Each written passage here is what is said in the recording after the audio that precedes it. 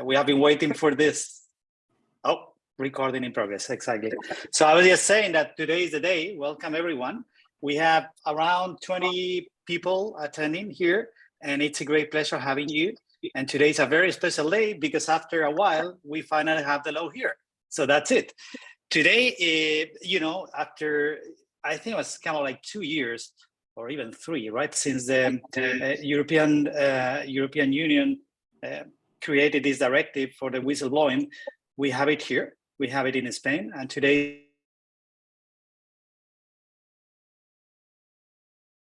people, organization for bigger than 250 people. So the reason why we are here is first, we'd like to thank women in the legal world for organizing this. Thank you very much, Jaira. I would like to welcome all of you, but also our panelists here. Carla, thank you very much for joining. We will have a session where I will basically let you introduce yourselves, and then we will kick out the session. Welcome, Anna, and welcome, Dejan. And, as I was saying before, the law is here. So there are some questions, especially for when it comes to implementing the law. So we have set up this panel in order to try to answer all of these questions. And we have basically scheduled 1 hour for this webinar. The first 10 minutes is going to be an introduction of the topic itself, as we are doing right now, of the panelists. And then we are going to jump straight forward to what we consider that there are 4 important topics to discuss for this law. The first one is the implementation of the law itself. So how is this, or what is it expected to be done by organizations and companies? The second topic is going to be a little bit, deep diving into the startup, the Spanish case. We have a new actor here, which is the system manager that is introduced by the law, which is not common in other countries, but here it is. We will talk about this independent authority that is also very particular for the Spanish law. And finally, for all of those companies that have, food in several other countries in the European Union, we'll actually try to address this from the European perspective. So how this applies to Spain versus how this applies to other countries in our surroundings. So without further ado, I would like just to give the floor first to Carla, then Anna, then Dejan. You can introduce yourselves, and then I will trigger and kick off. Yeah, Carla, sure. Please. Thank you. So I'm Carla Llevaria, currently holding the position of legal advisor and compliance lead at Primagas, which is an energy company established in Spain as part of a Dutch company called SHB Energy from SHB Holdings. And I'm also helping coordinating the compliance areas in our subsidiaries in Benelux and Scandinavia. So here's the relation also with Europe and this new regulation. And one of my main objectives is to ensure compliance with all the applicable legal framework. So related to today's topics, I've been involved in this implementation of the whistleblower protection law here in Spain. So I hope to contribute with this practical perspective on the challenges, also on the opportunities that we have identified within the company. And aside from my professional experience, I'm an active member of Women in the Legal World, with this aim of contributing to this promotion of gender equality and where it's really important on this empowerment of women in the legal field, which is more and more every day. And I'm a member of the technical board of the Young section, and I also participate in 2 commissions, the Compliance Commission and the recently established Energy Commission. So yeah, this is it. I'm very happy, and it's a pleasure to be here today to talk about this trending topic in our sector. So many thanks.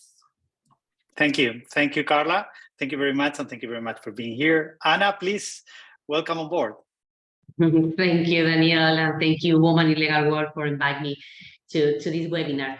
Well, I'm Ana Benitez. I'm partner of FinReg, which is a firm specialized exclusively dedicated to financial regulation and compliance advice. I was working for 7 years in the financial regulatory department at Deloitte Legal. In 2016, we founded FinReg, where we provide specialist advice to financial institutions, to other entities subject to any regulation, especially in the areas of corporate defense, criminal compliance, anti-money laundering, MiFID, which is the specific regulations for the investment firm which provides investment services, or other regulation like market abuse. In particular, I used to work on the design and review of compliance models. Well, I'm specializing in the design and review corporate defense programs, which also include the implementation of whistleblowing channels, as you may know. Now we are focused on the implementation of the new law, setting up new channels or review the existing one to adapt them to the new requirements. So as Carla said, I'm happy to be here and happy to give our experience and our knowledge that we are acquiring in the implementation of the new law. Thank you very much, Anna. And last but not least, I would like to introduce you to Dejan Jasnik. We are partners in the company that we found, he will mention. And before I let him introduce himself, I just want to remind you that please, if you have questions, we will kind of like be happy if you can post it there on the chat, and we will take them at the very end. I will also try to squeeze them in while they are talking. But if you have questions, that's also the place where to put them in. So Dejan, please go ahead. The floor is yours.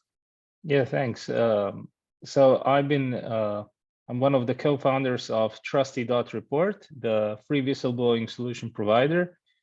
I've been in the field of compliance since last 15 years, initially as a legal and compliance officer at Siemens, later on in an insurance company, and then since 2015, I've started my own companies working in the compliance field and providing the whistleblowing solutions.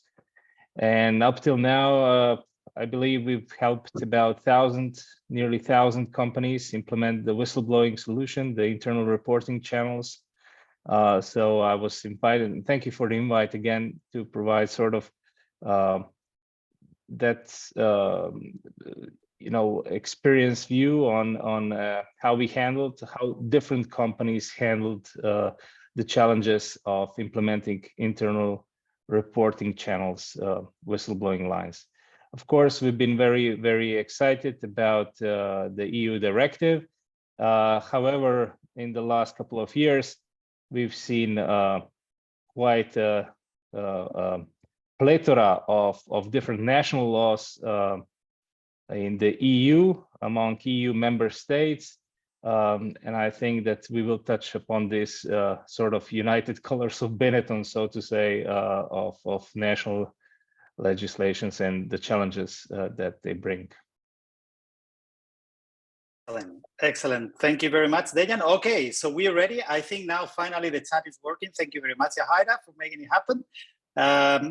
Let's jump directly to the very big elephant in the room. The big pink elephant in the room is how the company has to implement this. What is the implementation of the law from the company's angle? So if you have a company with more than 250 and soon more than 50 employees, what should you be looking at? What is the scope of this law? So who wants to start? I think, Carla, maybe you want to trigger with the first one? Yeah, I can start like from the perspective from the company. So basically, to be honest, when I was reading the law, the first thought I had, it was like, okay, these new requirements have an impact from all angles of the business law. So for example, the content, the purpose, the approach, all of this is closely linked to labor law. So it's asking you to require consultation with the workers' representative. It's asking you to take into account the different protocols in the company related to, I don't know, sexual violence, harassment, discrimination. The same happens with data protection. No, you'll be handling personal data, so it's also related to this. And another example, and for us, for example, was really a key point, is regarding criminal litigation, because it's necessary to ensure that this procedure that will regulate this functioning of the whistleblowing system, it needs to be compatible with the right to defense of the organization in case you have a criminal proceeding. So again, it's related to the criminal compliance program.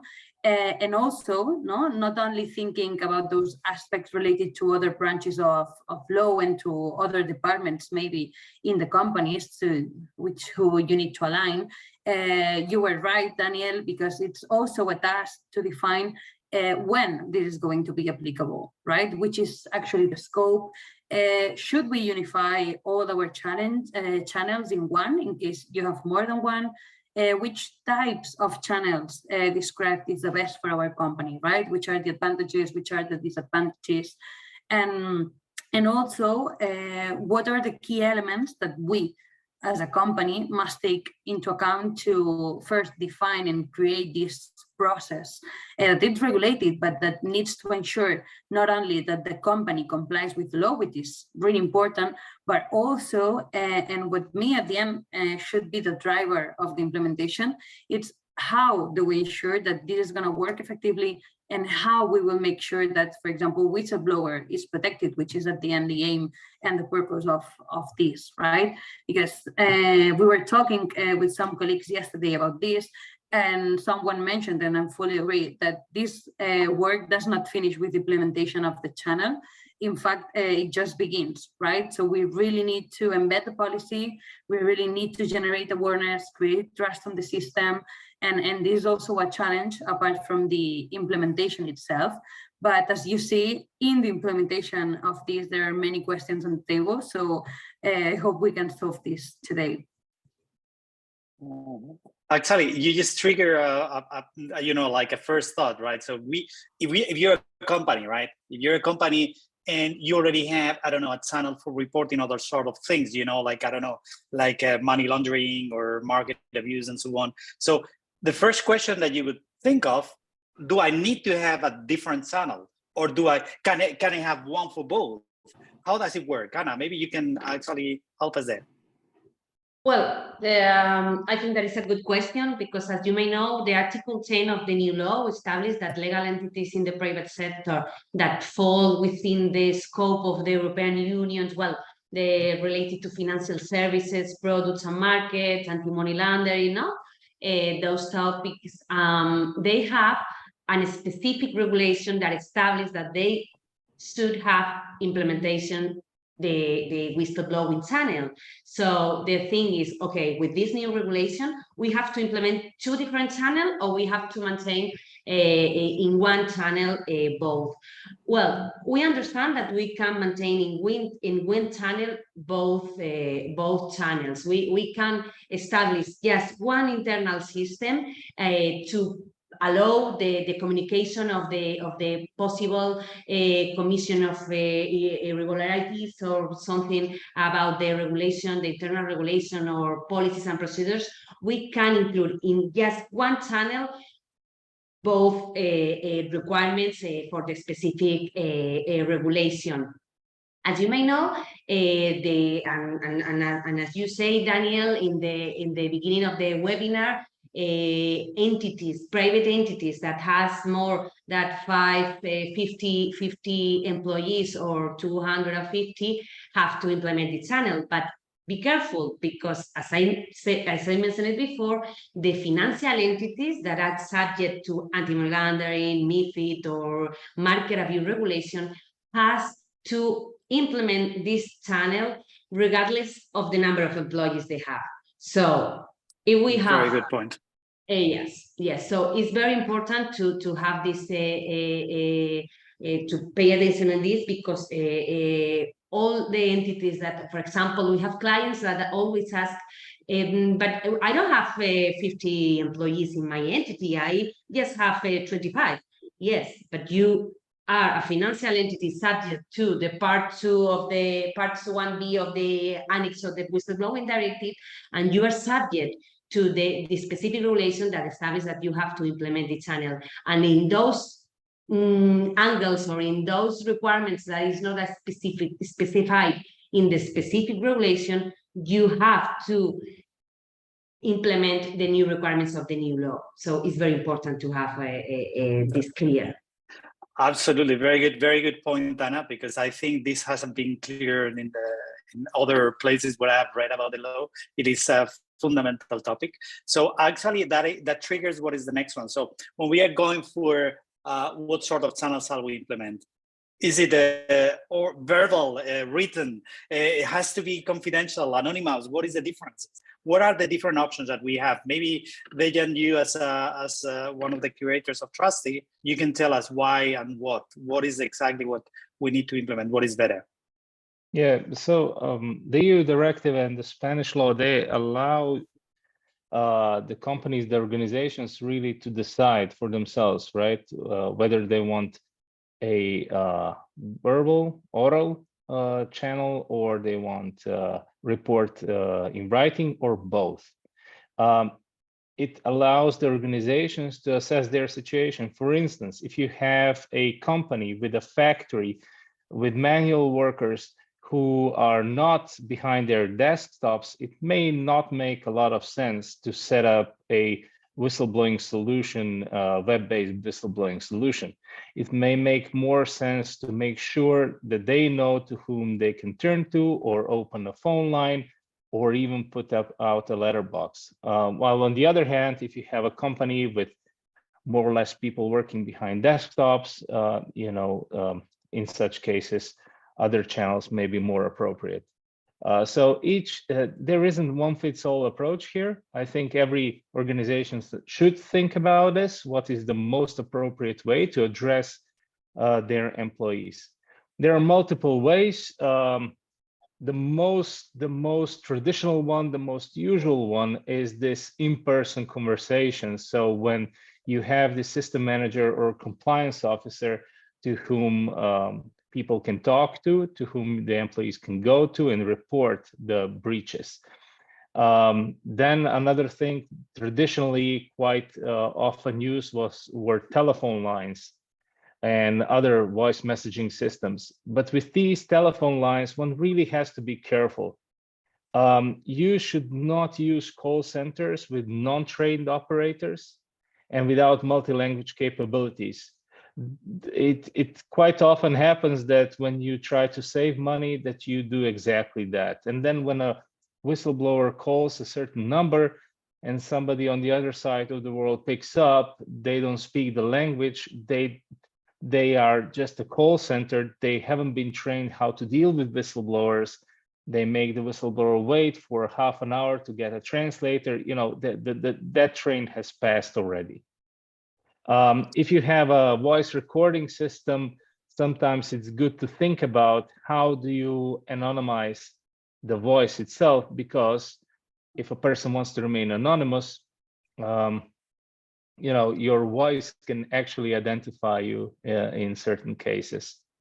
I already mentioned web-based solutions. Of course, I'm quite subjective on this aspect since we are providing one such solution. We strongly recommend to avoid web forms on organizations' websites, on your home pages, not because of promoting web solutions, but think about it. On your website, you probably do record IP addresses of visitors because you are interested in who is visiting your homepage. You are probably using a lot of cookies as well, and you're analyzing, etc. It is difficult to claim then that you are allowing for anonymous and confidential reporting if you are following all this information on your websites. Now, the web solutions are usually set up on separate web domains where these IP addresses are not recorded, where cookies are not used or only session cookies are used. But there is a trick there as well, because what we have seen sometimes is that companies, of course, they post the link to these websites on their home pages. And what we want to make sure is that the people using the link know that by clicking and using that link, might be recorded on the organization website, and through the firewall, etc. So the best practice in this regard is really to suggest, look, if you want to report something, here's the link. Use your own device, private device. Don't report using the company network. Do it in your own network or outside the company, and use the web application for that. Emails have been used a lot for reporting, regular emails, but we all know that the problem with email reporting is that they're by default sent from server to server. They're not encrypted. They're in clear text, and when they're in transit, their content can easily be manipulated and read by really anyone interested in that. So this is sort of a downside of email reporting. Also, when attachments are sent, these attachments in the email, they can be encrypted, but once they're encrypted, some systems, as you probably have experienced in companies, they don't allow such attachments because they cannot be scanned for safety. So these are the sort of downsides of emails. And also the question behind is also who has access to these email inboxes. So is it also an IT administrator at your company? And how do you want to manage that access? So if we want to say, okay, only the compliance officer can read these emails, we want to make sure that this is really so, right? Normal post, we've always suggested, yeah, that's always an option, but at least, make instructions that people should write on the letter, I don't know, report, do not open. And then additional instructions must be given, to the internally in the company saying, look, don't open such envelopes if they're marked as report, and bring them over to us, in order to assure confidentiality. What we have also seen are these internal letterboxes in factories, on production sites. Definitely not a good practice is when you put such a letterbox in your copy room where, let's say, a CCTV camera is on, and everyone submitting a report in a letterbox is then recorded. These sort of things should be avoided. Very, very good point. Very descriptive. Thank you very much, Dejan. Maybe, I don't know, is there anything, because it's interesting to see when law faces technology somehow, right? That's what is happening here. There's so many things and constraints that probably someone that is writing the law is not considering, as we were mentioning before, cookies and stuff like that, right? What is your take on that? Carla and Anna, is there anything else to add? Or otherwise, I have one more question. I mean, there's plenty of questions, but which is basically when it comes to implementing this, who is the ultimate responsible in the company? So who has to do this? Who wants to take this? Anna? Me. Well, I think that here we have to have clear that the responsibility, the last responsibility is of the management body, the board of directors, or the governing body of each entity. As you may know, the new law establishes a fundamental role for the management body, which is the entity, or which is the person responsible for the implementation and monitoring of the internal information system. If you read the law, you can find many obligations, many requirements that is assigned for the management body. For example, they shall be responsible for the implementation of the internal information after consultation with the legal representative of the workers, as Carla mentioned it before. The management body also it should approve the whistleblowing policy and procedure. As Carla said, we have to draft a policy and a procedure, a process that establishes the process of the management of the whistleblowing communication, and they must be approved by the management body. It's very important to have this clear. Also, this is the the management body is the responsible for the appointment of the natural person responsible for the management of the internal channel, as they said, the system manager. No, they have to appoint and they have to dismissal. So it's very important, this new responsibility for the management body.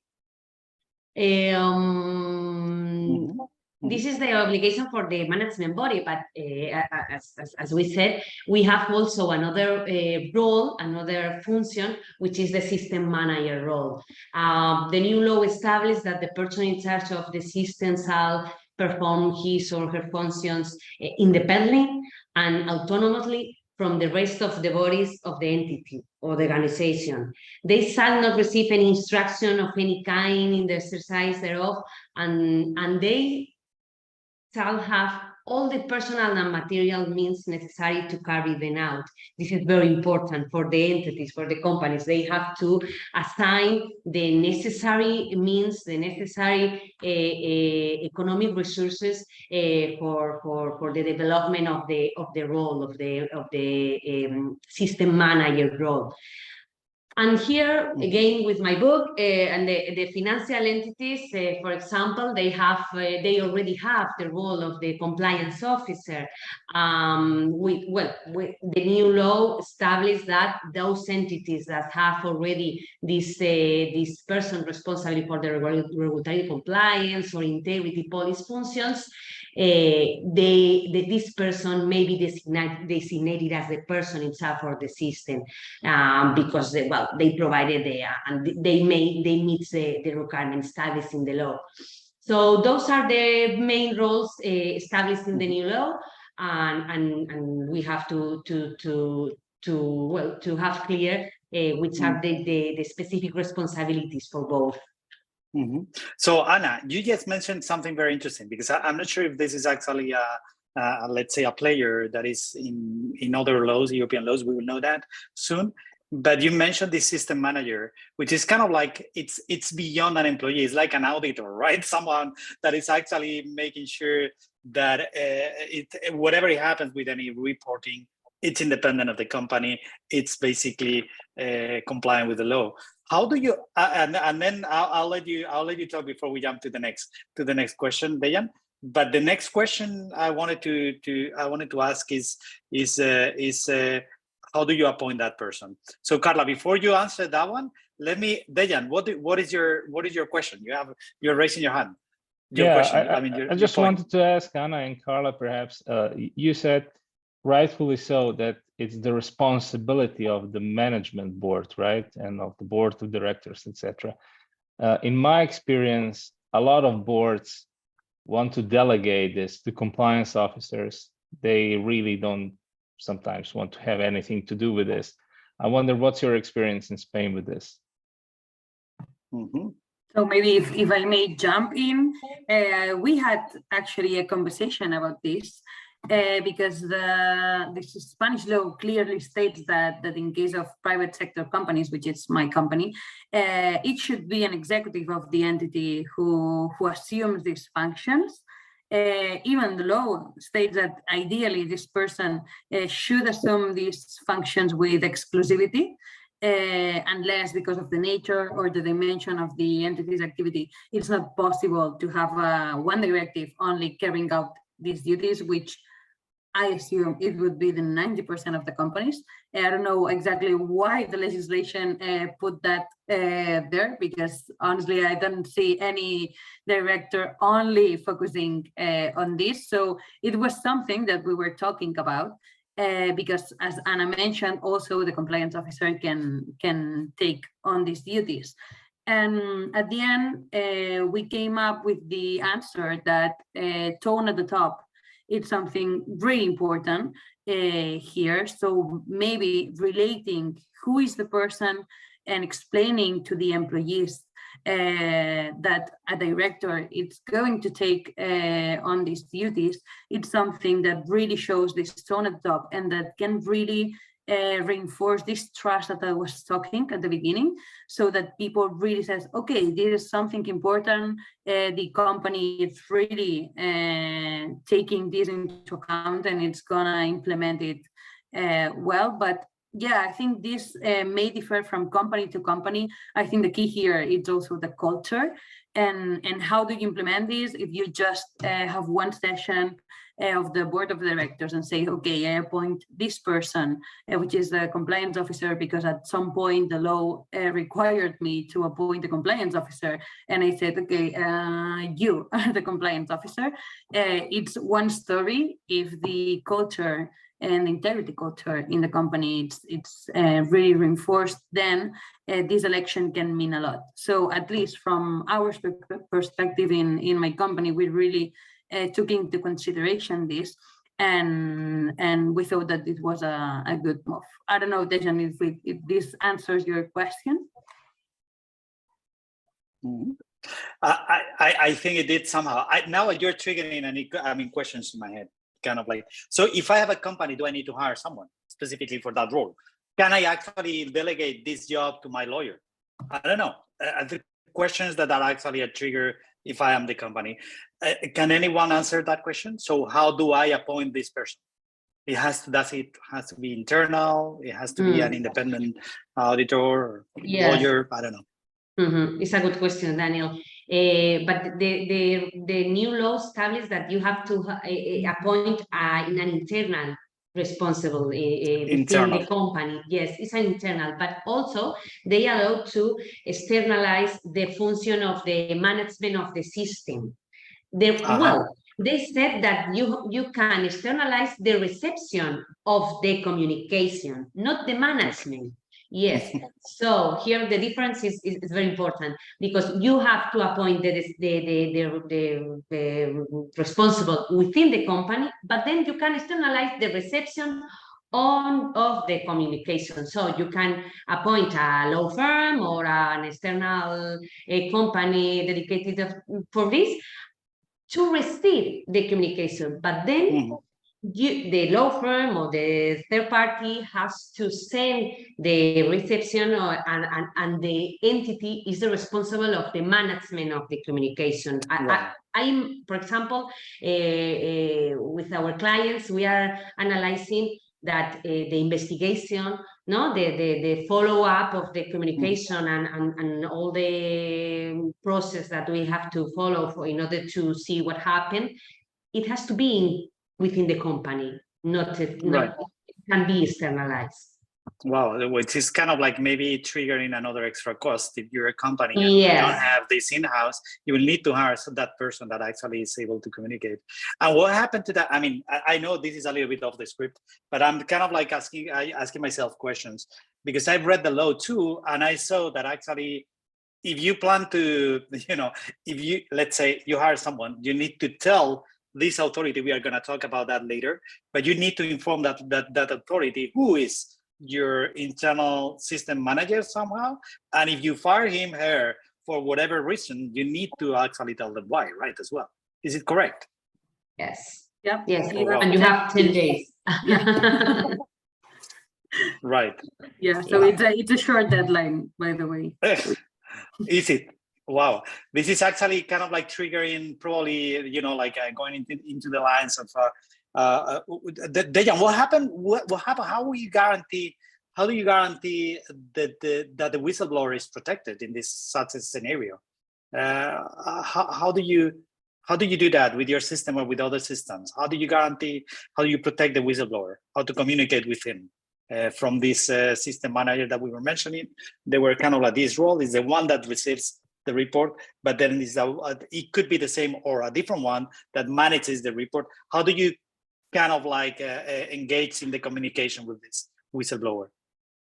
Yeah, well, I think the Spanish law did a good step in the direction of this reporting of the appointment of the whistleblowing system manager to the independent authority, because this will provide this person with a little bit more of impartiality, independence from the company, from the boards, from the board of directors, whoever, and will probably this person will be able, to sort of gain a little bit more trust from whistleblowers. Now, how to motivate whistleblowers to follow up on their reports, to keep in touch. The importance of this cannot be overstated. In practice, only about 1/3 of anonymous whistleblowers ever follow up on their reports, which means all you get from these whistleblowers is the initial report, which includes everything they believe is important. However, from our standpoint, from professional view, we may be missing some crucial information, and the easiest way to get this information from is actually from these whistleblowers. But if they don't come back, if they don't stay in touch, this source is of course lost. The EU directive and the laws, they talk a lot about receiving reports, processing reports, how do you manage breaches, how do you need to react on these breaches. But despite the fact that it's called EU directive on protection of whistleblowers, right? It doesn't really talk a lot about this parallel process of how do you as a company, what can you as a company do to protect whistleblowers? And there are a couple of practical examples here. For instance, the person in charge should, there's one process for processing the reports, but in parallel, you should do assessment of the whistleblower's position. How likely is this person to be exposed to retribution? And what can you do about it while you're investigating? So what you can do is, okay, do we need to additionally protect the identity?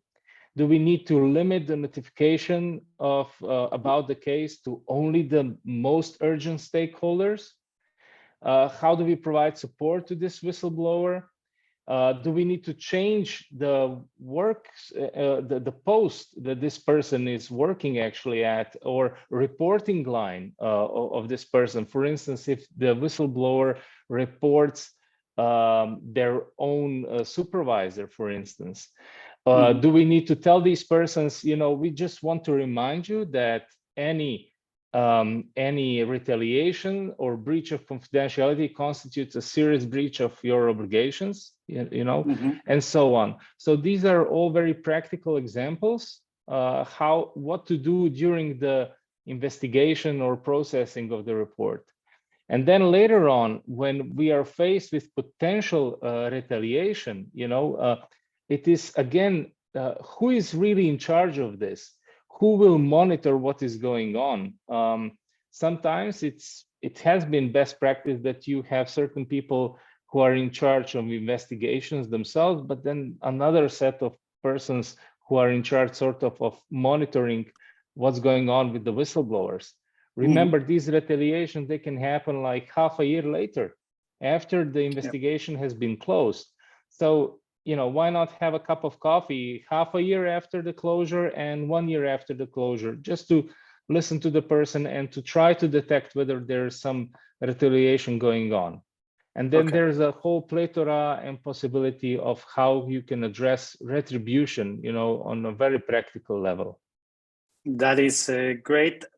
Thank you, Dejan, which actually triggers what's the next thing that is also clearly marked in the law, quite unique, not unique in the sense of the only country implementing it, but one of the very few countries implementing this is basically this new figure, which is the Independent Authority for Whistleblower Protection, AAI in Español.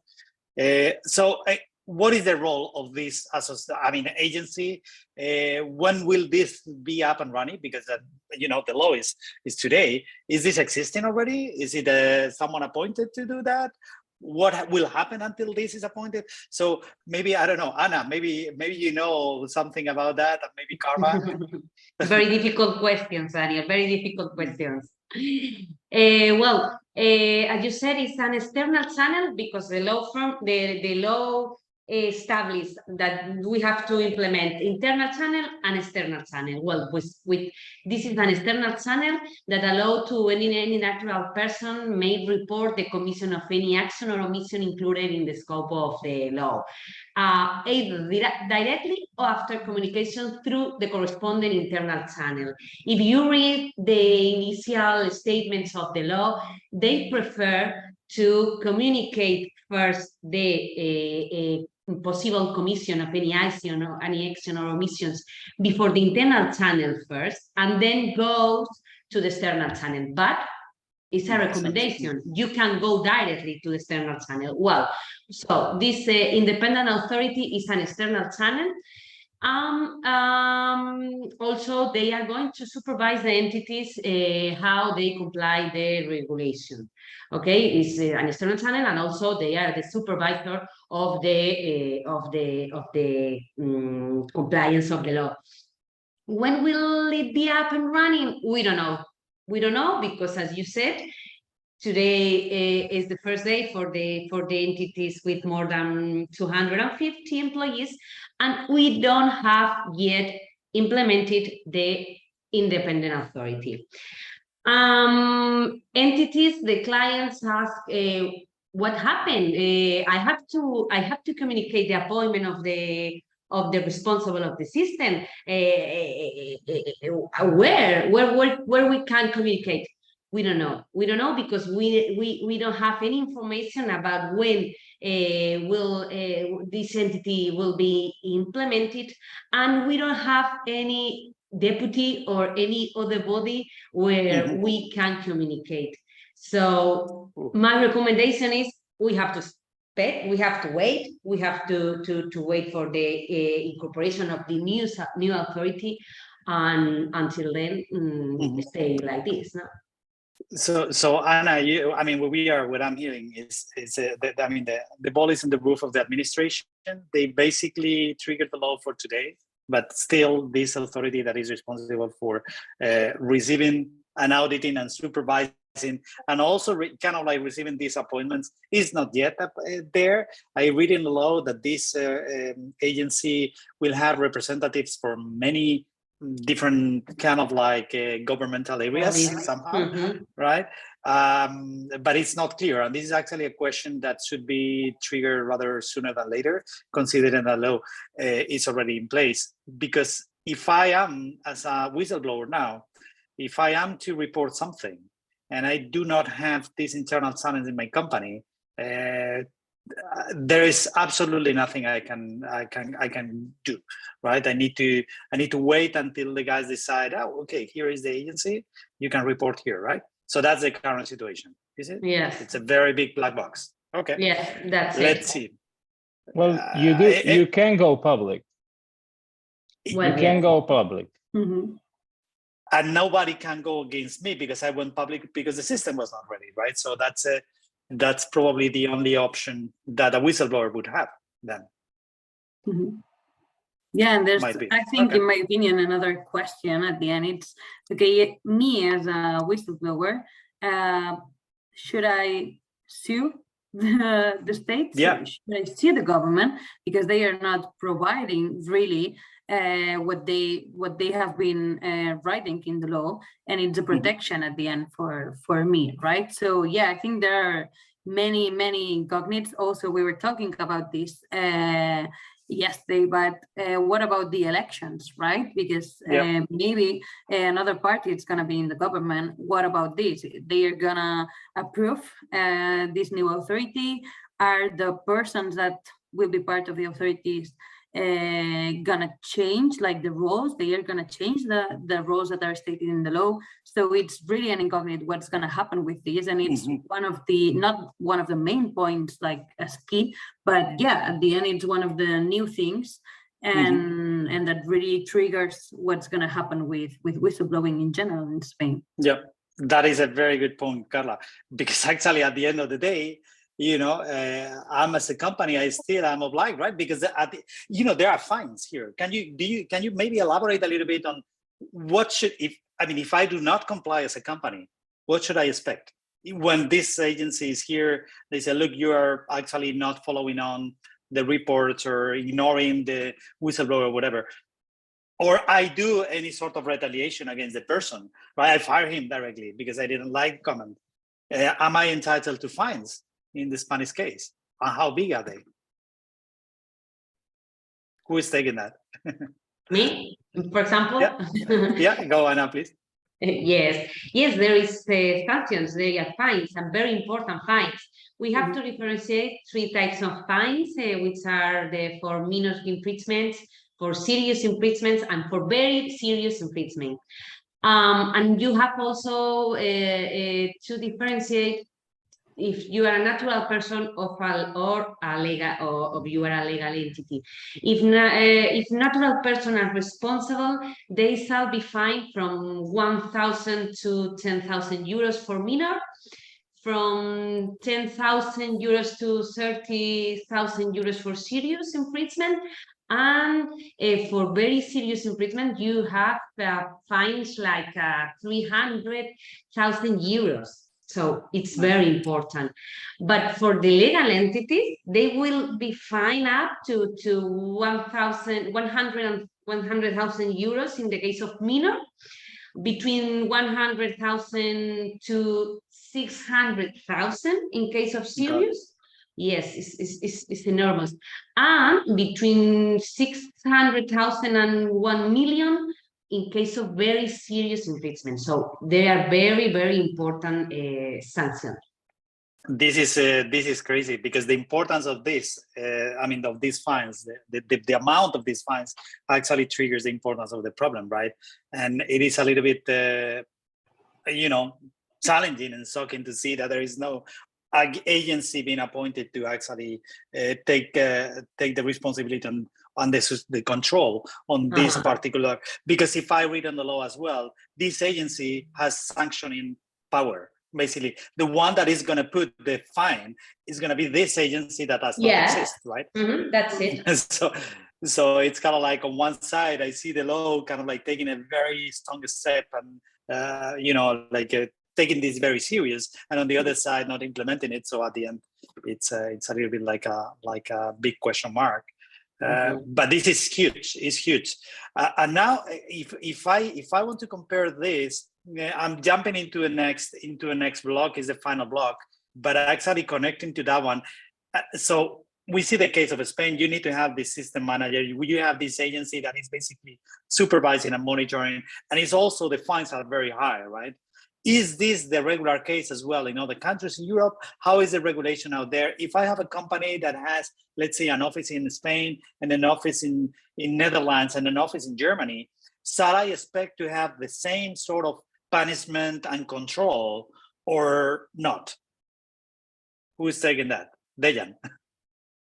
Yeah, the national laws are based on the EU directive, which allows, in our case, quite a lot of wiggle room to member states. And what we have seen so far is that the approaches of member states have been quite different to material scope of their laws, to personal scopes of their laws. For instance, as an example, some countries can say, yeah, any breach of law falls within the material scope, so you can report any breach of law. And on the other side, we have Germany, for instance, where they have specified 27 groups of various regulations which fall within the material scope, 12 exceptions which take precedence. So the list is actually 2 A4 pages long, what falls within the scope. I really don't see any normal whistleblower trying to figure out that what they are trying to report falls within the material scope. Another question is personal scope. So a lot of member states say, yeah, anyone reporting something work-related falls within the scope, so workers. But then we have other laws saying anyone can report, really, these scopes are important because they actually define who will be protected and who will not be protected. So very, very practical example is you may be protected under law in one member state, and you may not be protected in another member state. And I do believe that this will lead to some, how should I put it, whistleblowing shopping, you know, but again, you know, if you think about it, it must be something huge probably that this person will want to report to be engaged in such whistleblower shopping, because this person will then probably turn to lawyers and ask them for advice, where to report, in which country to report, and when to report it. But this is, you know, this is just adding additional layers to the complexity, and I really would not like to be in a position of, let's say, a compliance officer in a multinational company these days, because it must be quite a headache. Thank you, Dejan. So before actually we jump into the Q&A, because there is, we also want to give the chance to participants to ask questions. I wanted to stop in another aspect. There is very particular for the Spanish case, which is basically municipalities, organizations of any kind. I mean, we're talking foundations that receive public money, even political parties, syndicates, you know, like unions. Everybody has to implement with that, because they combine it with the anti-corruption law as well. Is there anybody, probably that will be either Carla or Ana, that would actually tell us something else? So what about municipalities and all of these other organisms? Is there anything that is particular for them, or how should they take it? Well, they have to implement an internal system to allow their employees to communicate any potential commissions or infractions. And the particularity that can I reach is that, for example, the municipalities, the local entities here in Spain with less than 10,000 inhabitants, they can't share the internal system with another municipalities. So they don't have to implement their own system, their own channel, and they can't share their channel with another local agencies or another municipalities. I think that is a particularity of our, yes, because here in Spain we have a lot of municipalities, and I think that they were thinking in that. Okay, Carla? Yeah, something that actually I'm not really specialized in the public sector, but when I was reading the law, I noticed, I think it's interesting, it's that for the public sector, they may only appoint an external third party in case where they can demonstrate that they don't have enough resources. And only, and Anna said that before, for this receipt of information of infringement. So it's also a little difference, which actually made sense because it's public resources, but it's also a difference between private sector and public sector. Perfect. So now it's kind of like we finish our main topic of the panel. Let's say I want to open and I thank you all very much for all the kind of like a super deep dive that you have given to the law. I want to open this to questions from the audience. I have a specific questions for the three of you. I want to ask. We have a few minutes left, and while there is any question coming from the audience, I would like to ask you. So starting with Carla, for example, now that I have you with the mic open, what would be, you know, the steps that I should take when a company if my company receives a report, right? If I receive a complaint, what shall I do as a company? So I think the most important thing is to have this policy written, and then have clear what to do when the deadlines, because the deadlines here are really important. So basically you can have the case where a whistleblower, for example, requests a face-to-face and in-person meeting, and then you must schedule this meeting with a maximum of 7 days from the date of the request, then another 7 days, because upon receiving this communication, you have 7 more days to send this acknowledgement of receipt. And then it comes the period of 3 months. which is the part where you really do this investigation and you respond. And then you have this 3 months which counts from the expiration of the 7-day period after the communication was made. So that's something that maybe it doesn't sound as important, but then when you are really with the case, you have the date, you have the calendar, and you must comply with these fines, with these deadlines. So it's also important to know these 3 months. And also in those cases that can be considered with particular complexity, this deadline may be extended with 3 more months, which is also important. How do you determine if it's with complexity or not? I think these are things that with the application of the law, we're we're gonna learn with the practice. But then in some cases, you can have these 6 months. And not only, and I would say if I'm talking about deadlines, also it's important to notice that the law is really related to data privacy. So the law really establishes specific deadlines that must be met regarding the retention, regarding the deletion of personal data. And here, for example, is where the system, the software can help a lot to companies, because to be honest, always data privacy, retention and elimination, it's something that it's really difficult for companies to comply with. So these deadlines should be in line with data protection regulations. And also when we were thinking about the implementation in my company, we really said, okay, what about the communications received through the whistleblowing channel? And what happens if you have the decision to initiate an investigation, or if you don't do that within this period of 3 months? So the communication must be deleted from the system. What about if it's necessary to preserve this evidence for future cases? And what happens if there are uncirculated communications?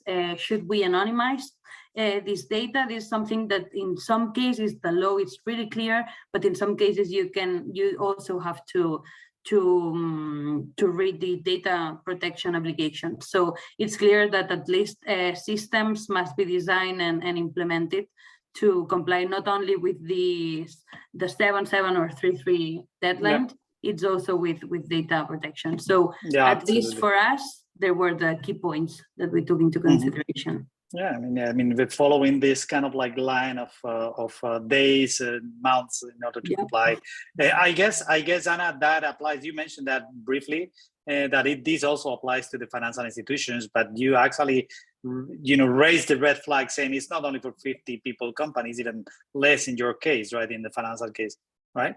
Yes, right. Yes, financial entities subject to specific regulations such as anti-money laundering regulation, MiFID, market abuse regulation, UCITS or IFMD should have their specific channels regardless of the number of employees they have. So if they have 10 employees, they have to implement their specific channel, and they must comply with the new law. Yes, it's very important to have this clear, because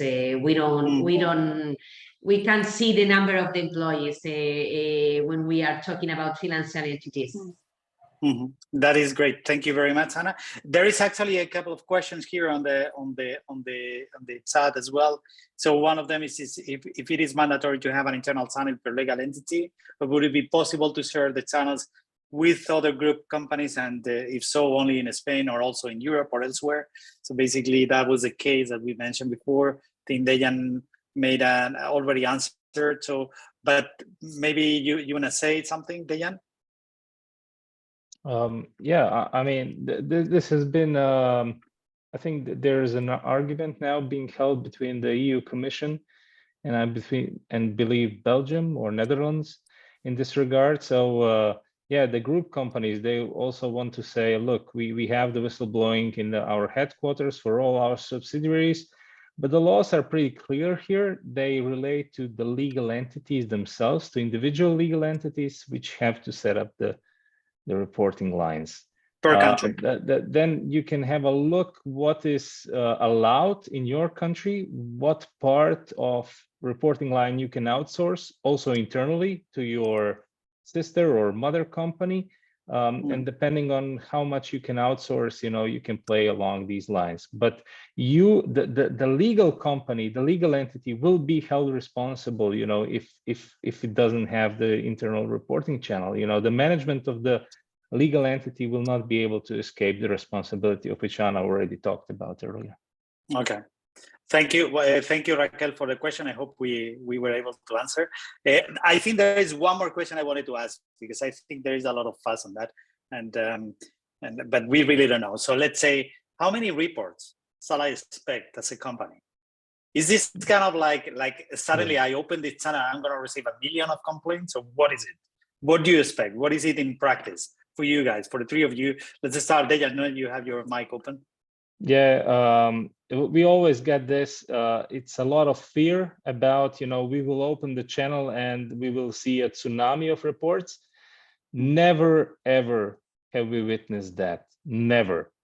The fact is, half of the companies never receive any reports.